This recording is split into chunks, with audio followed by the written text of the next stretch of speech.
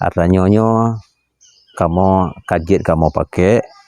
Assalamualaikum warahmatullahi wabarakatuh. Berita Uronyo. Upaya gepekeng pendidikan dayah di Bumo Seramo Mekahnyo. Anggota DPR RI Komisi Limong Ilham Pangestu dari fraksi Partai Golkar kagebantu pembangunan MCK dan bak penampung ia di bak padum-padum boh dayah yang na di Kabupaten Aceh Timur. Menurut pantauan Freelance News di bak padum-padum boh dayahnya, saatnya bantuan pembangunan di ka seleso gepegel. Lagi bak dayah Miftahul Ulum Diniyah Islamiyah atau MUDI, Gampung Pucuk Alu Barat, Kecamatan Simpang Ulin. Dayah Nurus Sa'dah, Gampung Paya Demamsa, Kecamatan Pantai Bidari. Dayah Raudatul Huda, Gampung Paya Nadin, Kecamatan Madat. Dayah Asasul Huda, Gampung Menasah Tuneng, Kecamatan Pantai Bidari. Dan Dayah Bustanur Risadi, Gampung Padang Kasab, Kecamatan Idi Tuneng.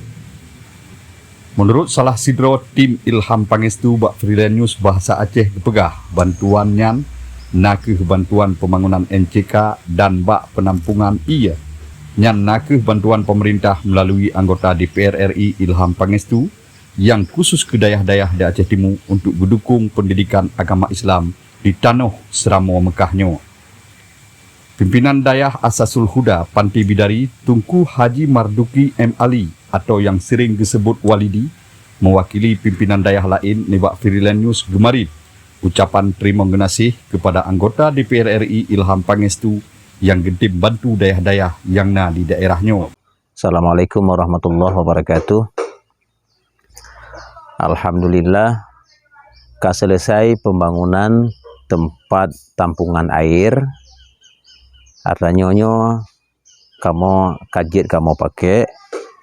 Kemudian dalam hal demikian ucapan ribuan terima kasih yang sebesar-besarnya kepada Bapak Ilham Pangestu yang sudi kiranya memperhatikan kebutuhan dayah dan santri yang na di sino. Mudah-mudahan Allah memberikan kebaikan kepada beliau, panjang umur, sehat, dan tetap manteng bisa berbuat untuk masyarakat.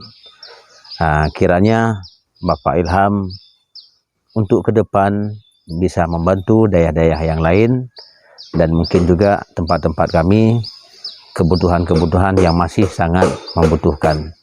Insyaallah demikianlah ucapan terima kasih kami kepada Bapak Ilham dan para kawan-kawan. Semoga ini adalah menjadi kebaikan bagi kita semua. Amin ya rabbal alamin. Assalamualaikum warahmatullahi wabarakatuh. Walidi kita maklum bahwa bantuannya cukup memanfaat karena dengan bantuan yang mudah bagi namertuh dro santri dan santriwati gopnyan untuk kebutuhan ia glih, untuk mesuci, ia tung isebayang dan untuk ia jib karena bak penampungan di sinan.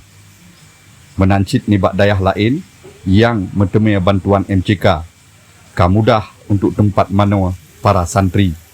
Karena MCK yang dibangun dari bantuan politisi Partai Golkarnya lengkap dengan shower dan toilet. Habanyo gepesampo oleh Ilyas bin Ismail, Freelance News.